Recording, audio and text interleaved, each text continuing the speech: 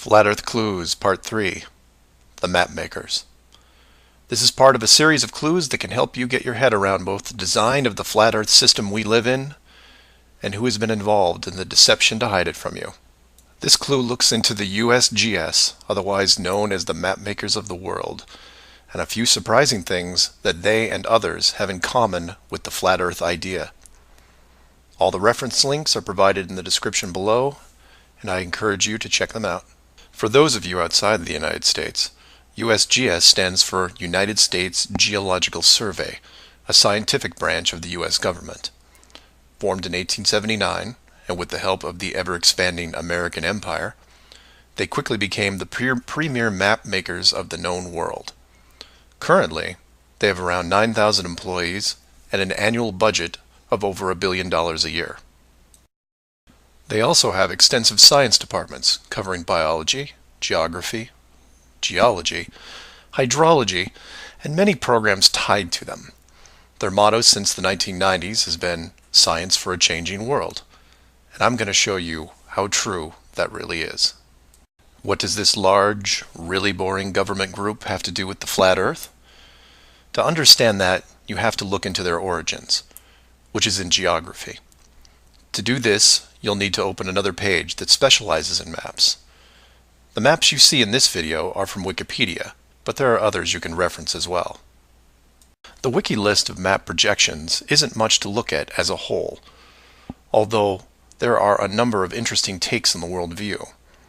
Not only do they have just about every perspective when it comes to the land we live on, but some detailed information on where the map originated, including name type, the origin or creator, and the year the map perspective was proposed. Now, some of these will be very familiar, especially the ones that you would see on your classroom wall.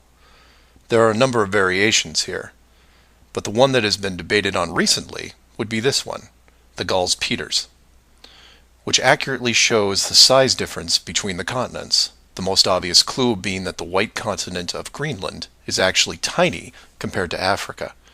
But I digress.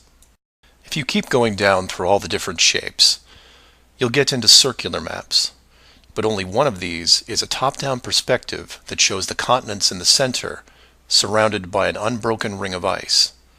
In Wiki, it's called the azimuthal equidistant, and just to make it easier, I'm going to abbreviate and call it AE for short. Why is this map so interesting? Well, if you're looking at the Wiki page, you'll spot a few reasons. The first is that in the notes section of the map, and I quote, "Used by the USGS in the National Atlas of the United States." It also mentions that it is used as the emblem of the United Nations. Of all the maps on this screen, it is the only one that references a group of any kind.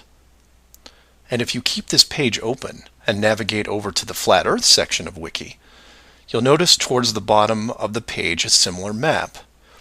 I've referenced it here, and you can tell quite easily it's identical, but not referenced or linked as the AE model.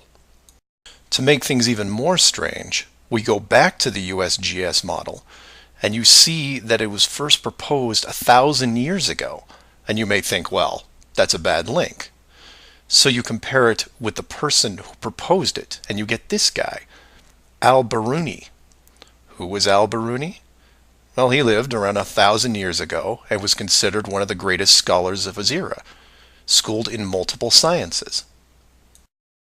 Have you ever heard of him? I hadn't. Maybe it's multiple bad references in Wiki. Well, no, because NASA knows who he is and named this moon crater after him. So why is the USGS using a version of the world map designed by a 1,000-year-old Persian scientist? Because it's correct. That's why. So to be clear, let's compare them again. The United Nations flag, the USGS official map of the Earth, and the Flat Earth model. All identical, but one isn't recognized and instead ridiculed as an outdated look at the world. And this is one of those political quandaries that the authority gets stuck in. The short version is this: the government is on the same page as the flat Earth, but they can't admit it, even in confidence. We know the Earth isn't flat, they say, but it really is. We know you use the same map as we do, but ours is just an image. And anyone who says differently is obviously crazy. It makes you wonder how long the USGS has been using that model as an official reference. The United Nations started using it for their logos in 1945, and then made some final adjustments in 1947. And the UN flag also raises a few questions, like, why isn't Antarctica represented on the map? Is it supposed to be assumed in the outer circle, or perhaps the spiky olive branches on the outside? They don't mention it anywhere online. And this is what I like to focus on: the gaps, the holes in the plot, the unanswered questions. The USGS using the same map as the flat Earth, but not saying why, not recognizing it, or that you can't link the very same image from the Flat Earth Wiki back to the actual AE definition of the projection. The authority figured out in the 1950s all of the borders of our enclosed world, and have done a great job hiding it over the decades. But the world's a complex place, and there are clues out there just lying around. I think it's time you saw some of them. So do some of your own research and ask questions. Please feel free to email me at msargent23@comcast.net or 303-494-6631.